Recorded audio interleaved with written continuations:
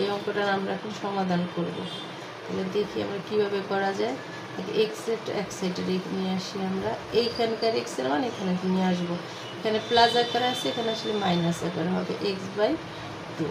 আর এখানে +7 যেহেতু আছে এখানে তাই থাক, প্লাস এখানে চলে আসলে সাইন চেঞ্জ হয়ে যাবে, -5 আসবে।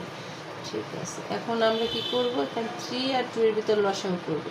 3 দুগুণ 6, 6। 3 যায় 6 এর ভিতর কতবার, 3 দিয়ে ভাগ করলে যাবে 2 বার। 2 এর সাথে x গুণ করবো, হবে কত, 12x। তাকে মাইনাস মাইনাস, আবার 6 যায় 2 এর ভিতর কতবার, 3 দুগুণ 6, 3 বার। তো 3 এর সাথে x গুণ 3x। ওকে, এখানে প্লাসে মাইনাসে মাইনাস, 5 7 দিয়ে 5 গেলে থাকে 2। যেহেতু বর্ডার সাইন প্লাস, এটা আমাদের দিতে হবে না।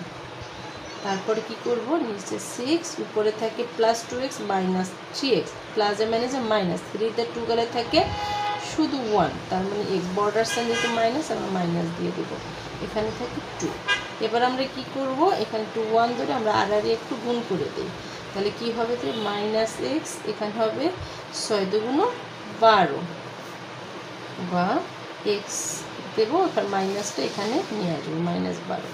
সুতরাং x = হবে কি, -12। এটাই আমাদের নির্ণয় সমাধান। ওকে, ডান।